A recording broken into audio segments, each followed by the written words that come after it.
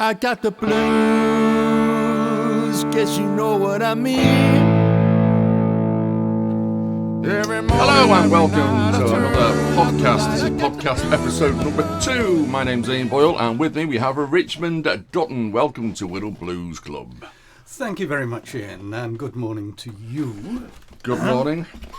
So, what's new? Good morning. Well, we have got something new to tell. We have some momentous news. Momentous. Well, I like that. Yes. Okay. Yes. Wirral Blues Club now has Yes. fridge magnets. Fridge Fridge magnets. You are kidding me. No, I know. I cannot think of another blues club, not only in this country, in the world, that has fridge magnets. Oh, Can you name one? No, I can't. Actually, No. And I challenge listeners out there to name a single blues club with fridge magnets. It's just impossible. It's cool. It's amazing, isn't it? And these are going to be on sale on our club nights. Excellent. Yes. Excellent. And the lightweight. We've actually got one on our fridge. Yes, and it doesn't fall off. It doesn't fall. You open the door, you shut the door, it doesn't fall off. That's incredible. That's actually an innovation. It's an innovation. You don't have to pick it up off the floor each time. Yeah, the world has been waiting for this. Designed by the one and only Bry Elmer, who is the bass player of the Ethelred's Bluesmen. Bloody hell. I know. You know, I knew they were multi-talented. I knew it, obviously. You know, you've only got to listen to them. But fridge magnets too. Yeah, impossible. And you can only get them exclusively from Wirral Blues Club on the night. I can't believe that. We don't do email or anything. So you're joking. Amazon hasn't stepped in. No, Amazon. No, we're not allowing Amazon in on this. Well, you know they've missed a trick, but you know, fair enough. Yeah. No. I think that's keep them affordable, you know.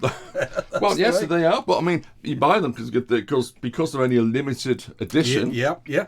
And because they're designed by the person who they're designed by, you know, they're only going to go up in value. Of course they are. Yeah. Oh, yeah. I can see those on Bargain Hunt. You know, in 100 years' time. Yeah.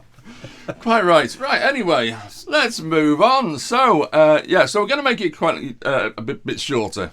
Yes. This time, because last time went on quite a bit, but we had lots to say. We did. So, okay, let's see who we've got coming up on Wirral Blues Club. Friday the 4th of August, which is next Friday, we got the Shade Tree Mechanics. Yeah.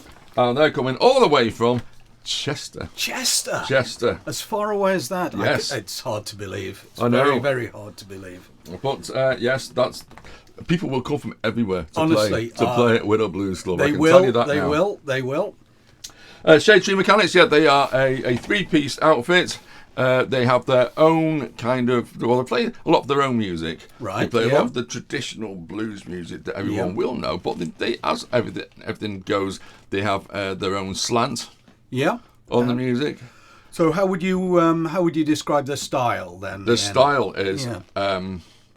you know, it's really nice. It's quite easy listening. It's not rocky as such. Okay. As such. Yeah. You know, and they play all kinds of different styles, really. But as I say, they kind of have their own slant. Yeah. So you really have to be there. Yeah, absolutely. And I will be there. And I hope you'll all be there too. And they're really good. And what I like about them as well is not only do they play great music, they interact with the audience really well. Good. That's really a key thing. And I love that. Yeah. Then, my goodness, after me. Come on. Right, so after that, we've got the Hexmen. The Hexmen? That's a good name. That's in September. Okay. Liverpool legend. Liverpool, so over another river. George Wexford, a.k.a. George Hexman of the Hexmen. Excellent. Yes, well, that sounds good already. The name alone. Well, after the success of Yoo-Hoo. Yes. Who, again, another Liverpool legend. Absolutely. You know, I'm imagining this is going to be a big sellout because... I'd have thought so. So when is this then? So this is in September. It's the 1st of September. Right. This is the September gig. Wow. So this is one you've got to get your tickets now, really, to stand a chance, I'd have thought. Well, if you get them now, there are plenty of tickets available now. But I'm hoping that's going to be a sellout because they deserve to be a sellout because these are actually one of my favourite bands. And is this because of the harmonica-led music? No, it's not actually. It's not. George is a great harmonica player. Yeah. But it's the style of the way that they play the music. You know, the thing is, it's it's not for the faint-hearted. No, Gonna be honest with you, it's not for the faint-hearted. Good. That's what I like to hear. Or anything like that. I mean, it is quite rocky, but not overly. Okay. It has some really, some fantastic beats.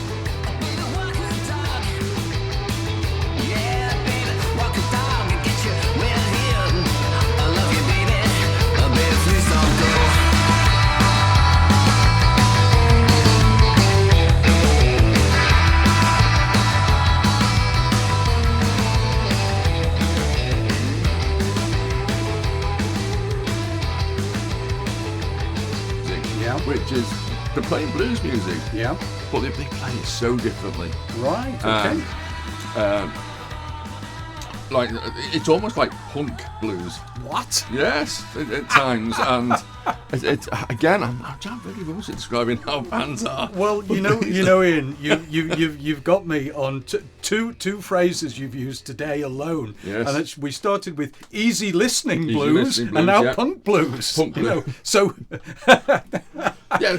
Could they be the two extremes of the genre? Well, you've got to have everything, haven't you? Of course you have. And the reason we invited the X-Men to the club is because of that, because they are so different. And if we don't want to have just traditional blues every week or every month, I should say.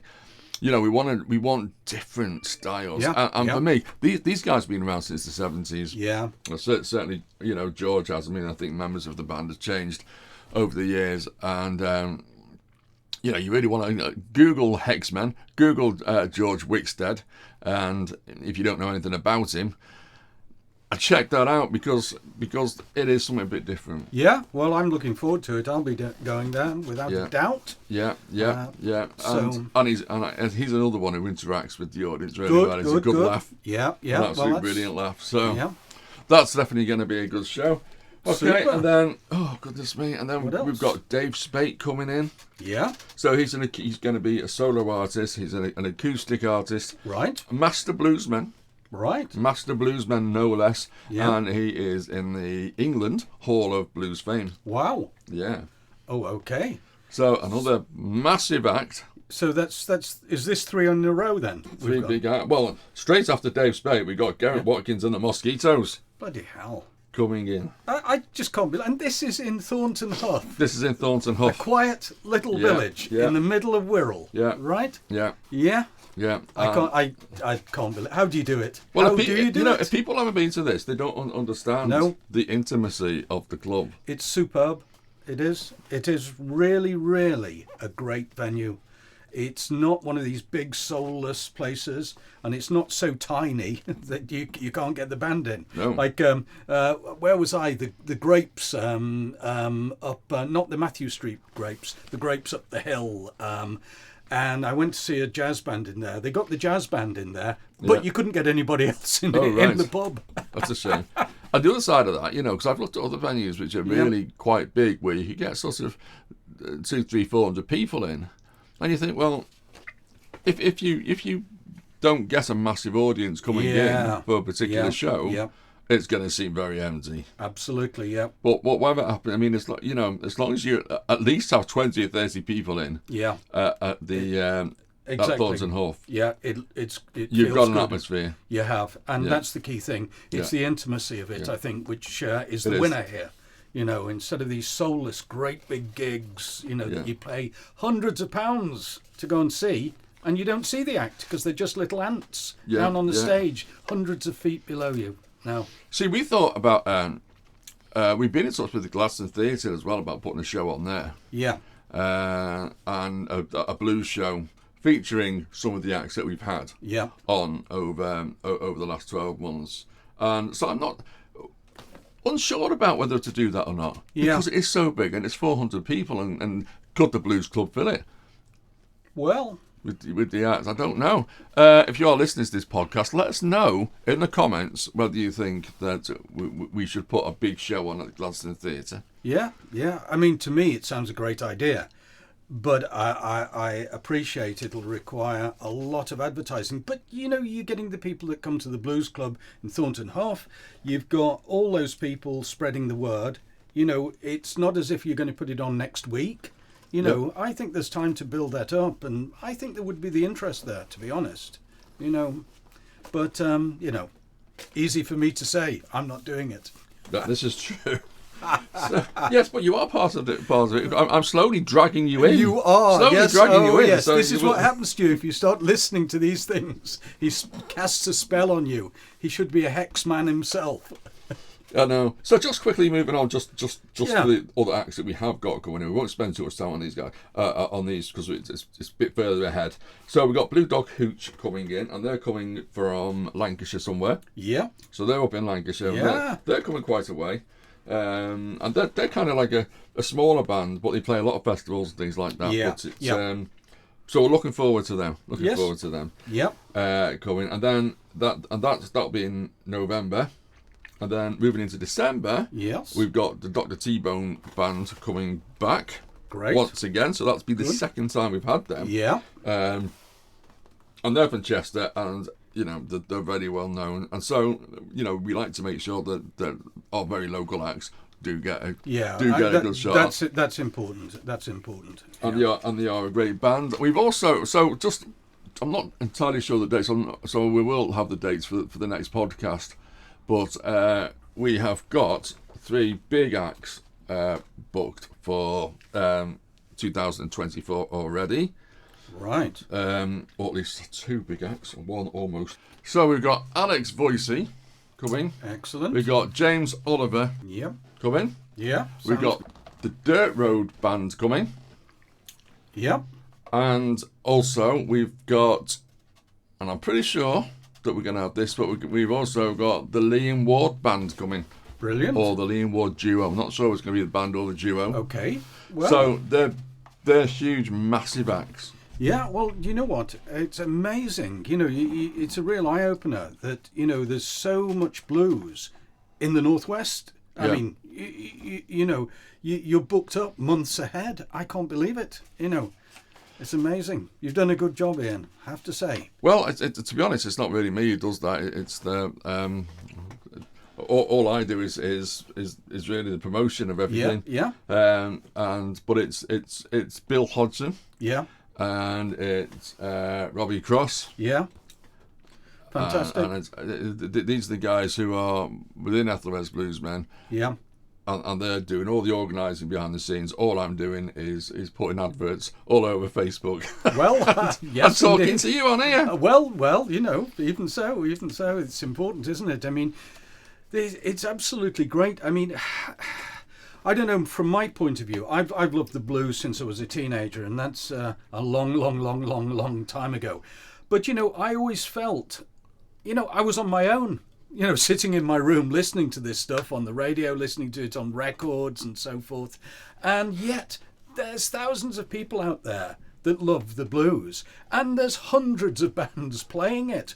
And the Wirral Blues Club is bringing these 2 elements together, which is fantastic. You know, I think it's marvellous. Yeah, well, let's hope it just carries on. I think it is. I think it's the way it's going. It's you know, we've got lots of interest, so that's great. Yep. But you know, the thing is that the blues is, you know, it's obviously been around for a long time, and Radio 2 has a blues show. Yes. And it's been going for a long time. Yeah. Which is going to take us on to our featured artist. Absolutely. And I think at this point we're going to play the new featured artist. Yes. Jingle. Oh. Yes. Oh. Yes. Go on. I'm going to play it right now. How do you do that? Well, I haven't made it yet. Oh, right. Yeah. But by the time this podcast goes out, we're going to have the new jingle for the featured artist. Brilliant. Oh, well, that's good. That's great news. That's great news. I don't know what's going to end up like. But that's what we're going to do. Anyway, so the featured artist is... Featured Artist of the Week. This is It's your bit now. Well, it is. It's time to shine. Yes, it's Paul Jones. Paul Jones. Paul Jones, of course. Paul Jones, who came to fame as the singer and harmonica player of Manfred Mann. I like harmonica players. You do? Yes. You are one. Yes, exactly. And and I've always felt he was a very fine harmonica player. But Ian, you're the expert. How do you rate him in the Hall of Fame of harmonicists? Well, yeah, he is. He's a great harmonica player, and he's also president of the National Harmonica League, or as we call it now, Harmonica UK. Right, excellent. Well, I mean, I've loved him since the early '60s, you know, and I was well into Manfred Mann, and I suppose in a sense, Manfred Mann were part of that British blues revival, if you like, in the early 60s. I think that's fair to say. Yeah. Although the later Manfred Mann, after Paul Jones, became a sort of pop group, and then, in my opinion, am I allowed to have an opinion? Absolutely. Thank you. Degenerated into the Earth Band, which I've never enjoyed the music, their music. But there you are, each to their own, of course. Absolutely. But Paul Jones left Manfred Mann and pursued a solo career. So many people do that, don't they? Absolutely. You know, although in if you like, in those early British blues bands, they tended to sort of either form their own blues-based or, you know, blues rock type bands or whatever. But he pursued a quite different route, because his early solo career wasn't actually that successful. I mean, I defy anyone to come up with, anything that he did in the early to mid 60s on his own, you know. Right, yeah. And that is a challenge. But in 1967, he landed his first starring role, not support role, starring role in a film called Privilege. Ah. And he was the lead actor in that. It gave him his real break. What role was he playing? Well, he was playing an unsuccessful pop star. So I suppose he sort of fell into that role. Sort of played himself. Yeah, he played himself. But of course, from that, he went into television, he went into musicals, all sorts. He was incredibly... I'm talking about him as if he's dead. He's not. He's no. I think he's 81 years old, yes? Well, yeah, I mean, he's 81 years up, but to look at pictures of him... Yeah, absolutely. He looks the same. He looks the same as he did in the 60s, you know, at least from a distance anyway. He looks incredibly young. So does the blues keep you young? Well, I'm not sure how well it's working for me, but... One thing I would say is blues singers are living longer than they used to live. When I do biogs of blues artists on my radio programme, it's always a tragic tale of a short and miserable and poverty-stricken life, usually ending in murder or some horrible disease or prison. But blues singers nowadays, they're living longer, looking healthier. The blues is working for them. Yeah. And long live the blues. Absolutely. But yeah, Paul Jones. When did I first see Paul Jones live? Well, sadly, I didn't see him in the 60s. Never got the chance to see him, or hadn't got the money. I think it was probably 2 or 3 shillings a ticket in those days, way beyond my means. Right. But I think I first saw him in the late 70s, and I saw him... it would have been at the Empire, and he was fantastic. He was doing a complete blues set. It was marvellous stuff. He was playing his own stuff. He was playing traditional stuff. It was brilliant.